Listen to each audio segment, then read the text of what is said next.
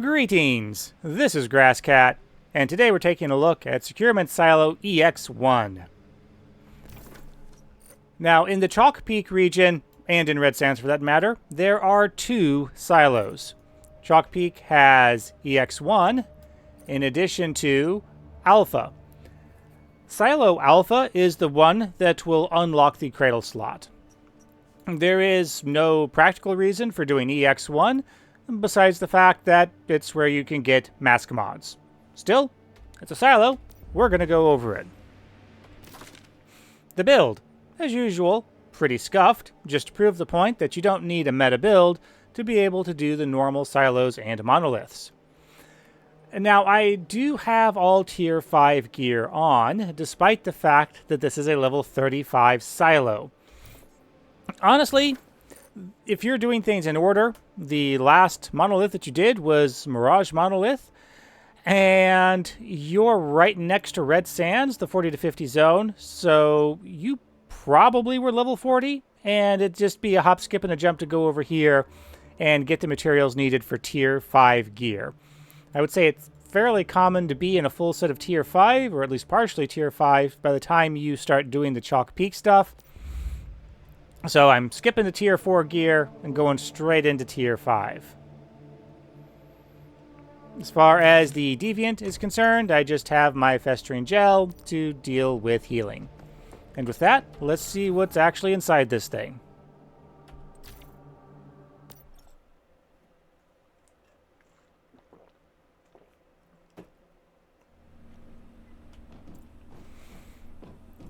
Start off with, you got a couple of fairly simple enemies.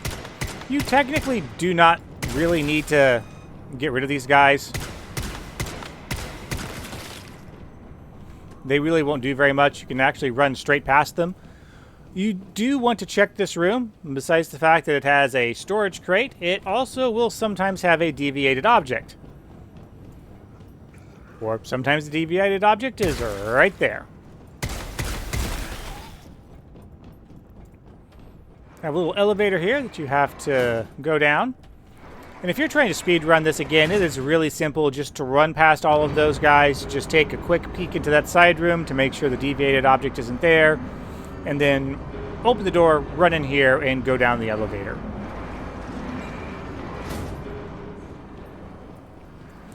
Also, keep an eye on this room here. Sometimes the deviated objects will show up. That guy usually won't bother you, so you can run straight over to this room.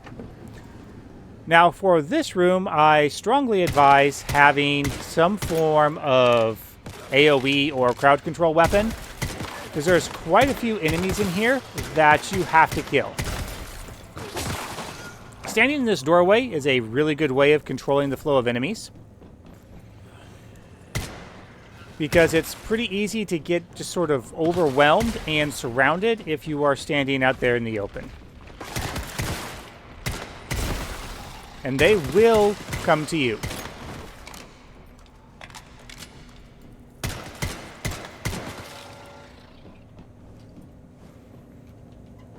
After you destroy enough, the doors will open. Now at this point you have a choice. If you want, you can skip doing these enemies. Set up an explosive, let me through, gentlemen, and blow up this wall, or use a grenade. And this will create a little shortcut for you to take. I would recommend against it, because in the stairwell, in the intended route, there will sometimes be a deviated object that you don't want to miss. Now, upon clearing all the enemies, you will have an arbiter spawn. Usually, if you're paying more attention, you can get quite a few really good shots in on this guy before he attacks you.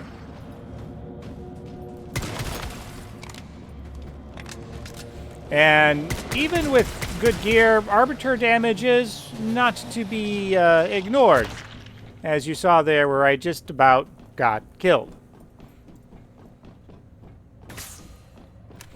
Now, there is a door over here that you can open after killing the Arbiter, because you'll need his key card. And this will contain a weapon crate. The key card will also enable you to open up this door over here, which is the intended path. Like I said, it can be a good idea to go this way because sometimes, not all the times, a deviated object will spawn in this stairwell, and so if you don't go down the stairwell, you will miss out on that. Now, these next couple of rooms technically are optional combat encounters. Can also be a good idea, again, to fight in this doorway here to control enemies coming in on you. And again, it would help to have some form of AoE weapon to help deal with all of the enemies.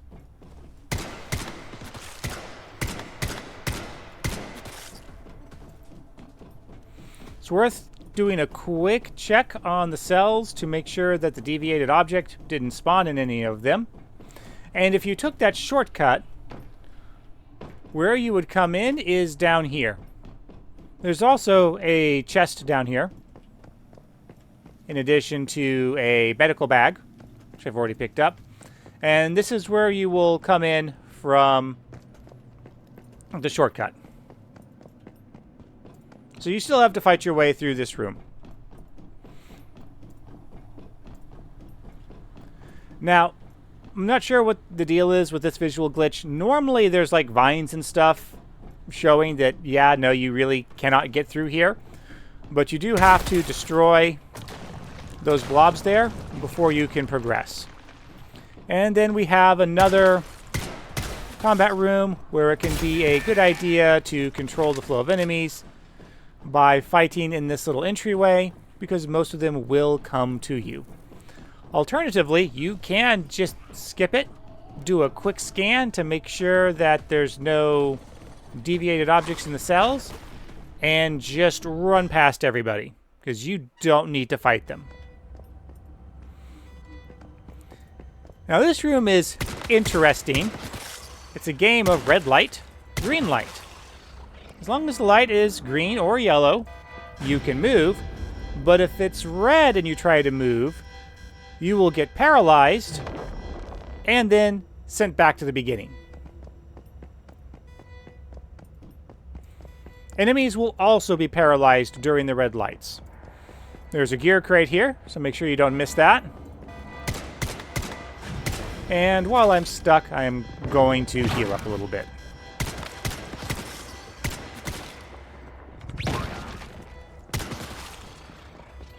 And your goal is to make it all the way down here. Now, there's nothing up there. There is no reason to get up there. You can, if you've got the right potions and stuff, but there's no need.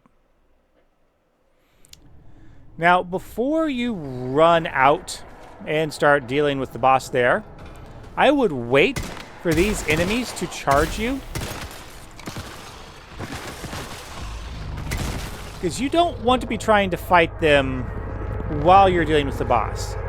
This is the source of the red light to green light. Now, while the lights are green and yellow, again, you can move. But once the lights turn red, you won't get paralyzed, but you will have those lasers, and those lasers will really ruin your day. So you need to hide when the light is red, because otherwise you'll just take horrifying amounts of damage. Now this boss is immune to damage, also immune to throwables. If I try to do a throwing, oh, I guess throwing knives go through. Grenades, I guess, don't. But the idea here is that you need to shoot the lights. That is the only way this boss will take damage. The boss is also immune to status effects. Normally, the boss would be taking frost damage. Also, sometimes during the yellow lights, it will spawn these little white globes, which you can shoot, by the way. Don't get hit by those. They really hurt. Also, there will sometimes be one, but always... Let me rephrase that. There will sometimes be two, but always one deviated object in this room. So I've got that one there, and then I saw it over there. Always want to make sure you grab those because, hey, it's free stuff. And that's pretty much the boss fight. Just get the angles you need to be able to shoot the lights out. Pay attention to the mobs because as phases go through, additional mobs can get released from the jail cells, and it is possible to get surrounded and overwhelmed. Now, on your first clear, this isn't my first clear, you will always get an atomic lighter, which can produce craftable items. And you will sometimes get a space turner, which I was lucky, and this time I got a space turner. And, of course, the deviated object. Notice there was no bonus boss on this one. There is no side boss in Silo EX01. It's just, you saw what there is. Now, this is normally in the point in the video where we would switch over to the private server with Grasscat and take a look at hard mode. Unfortunately, there's not really much of a point in doing that for Silo EX. Not much really changes in hard and pro mode. You get a few additional enemies, maybe the occasional anomaly, super anomaly, and that's about it. Nothing really all that exciting. Nightmare mode, however, things change up actually quite a bit. The room with the Arbiter, well, the Arbiter's no longer there. Instead, it's multiple waves of very strong enemies that you must kill before any of the doors open. And then in the red light, green light room, you again have a huge amount of enemies, very high level ones, that all have to be killed before you can move on through that room. And then the boss itself has additional shielding that you have to get rid of before you can try to make any serious attempts at damaging it. It is, shockingly, a nightmare to try to get through. So, yeah, there's not much else really to say or show for the hard mode because my guides are not intended to help people get through Nightmare. If you are trying to do Nightmare mode silos, you need to have a very solid understanding of the game, or you're not going to be able to clear Silo on Nightmare solo. And with that, let's wrap things up. If you found this information useful, a thumbs up would be appreciated. And if not, well, the thumbs down button is right next to it. Until next time.